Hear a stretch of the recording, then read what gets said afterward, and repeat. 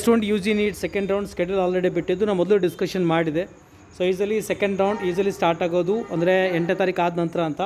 So 7ನೇ ತಾರೀಕು ನಿಮಗೆ ಇಲ್ಲಿ ಡಿಸ್ಪ್ಲೇ ಆಗುತ್ತೆ ಸೀಟ್ ಮ್ಯಾಟ್ರಿಕ್ಸ್, ಅಂದರೆ ಯಾವುದು ಅನ್ಅಲಾಟೆಡ್ ಆಗಿರುತ್ತೋ, ಕ್ಯಾನ್ಸಲ್ ಆಗಿರುವಂಥದ್ದು, ಮತ್ತು ಆಮೇಲೆ ಯಾರು ಫೀ ಪೇ ಮಾಡಿದ್ದು ಅವ್ರು ರಿಪೋರ್ಟ್ ಮಾಡಿರೋದಿಲ್ಲ, ಅಂದರೆ ಚಾಯ್ಸ್ 3 ಮತ್ತು ಚಾಯ್ಸ್ 3 ಆಗಲಿ, ಮತ್ತು ಹೊಸದಾಗಿ ಪರ್ಮಿಟ್ ಮಾಡೋಗಿರುವಂತಹ ಎಲ್ಲ ಸೀಟ್ಗಳು ಲಭ್ಯವಾಗಿರುವಂಥ ಸೀಟ್ ಮ್ಯಾಟ್ರಿಕ್ಸ್ ನಿಮಗೆ ಇವಾಗ ಡಿಸೆಂಬರ್ 7ರಂದು ನಿಮಗೆ ಅಲ್ಲಿ ಅವೈಲೇಬಲ್ ಆಗುತ್ತೆ.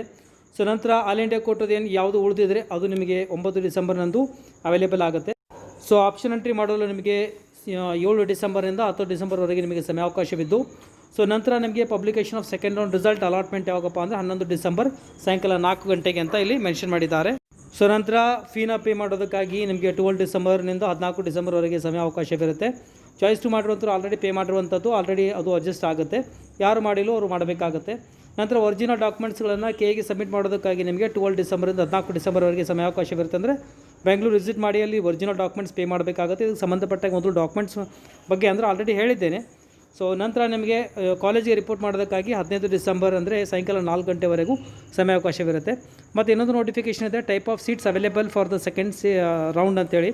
ಸೊ ನಾನು ನಿಮಗೆ ಆಲ್ರೆಡಿ ಈ ಒಂದು ಲಿಂಕ್ ಕೊಟ್ಟಿರ್ತೀನಿ ಕಮೆಂಟ್ ಸೆಕ್ಷನಲ್ಲಿ, ಕ್ಲಿಕ್ ಮಾಡಿ ಯಾವ ಥರದ ಸೀಟ್ಸ್ಗಳು ಅವೈಲೇಬಲ್ ಇರ್ತವೆ, ಯಾರೆಲ್ಲ ಸೆಕೆಂಡ್ ರೌಂಡಿಗೆ ಅಲ್ಲಿ ಹೋಗ್ಬೋದು ಅನ್ನೋದು ನಾನು ನಿಮಗೆ ಡೀಟೇಲಾಗಿ ಹೇಳಿದ್ದೇನೆ, ಮೊದಲು ಸಹ ವಿಡಿಯೋ ಮಾಡಿದೆ. ಅದರಿಗೆ ಒಂದು ಸಲ ನೋಡ್ಕೊಳ್ಳಿ. ಏನಾದರೂ ಡೌಟ್ ಇದ್ದರೆ ಕಮೆಂಟ್ ಸೆಕ್ಷನಲ್ಲಿ ಹಾಕಿ. ಇದಕ್ಕೆ ಸಂಬಂಧಪಟ್ಟಾಗಿ ಡೀಟೇಲ್ ವೀಡಿಯೋ ಸಹ ನಿಮಗೆ ಇನ್ನೊಂದು ವೀಡಿಯೋ ಮುಖಾಂತರ ಎಕ್ಸ್ಪ್ಲನೇಷನ್ ಮಾಡ್ತೇನೆ. ವೀಡಿಯೋದಲ್ಲಿ ಇಷ್ಟೇ, ಮತ್ತೆ ಸಿಗೋಣ ಮತ್ತೊಂದು ವೀಡಿಯೋದಲ್ಲಿ. ಟೇಕ್ ಕೇರ್, ಬಾಯ್.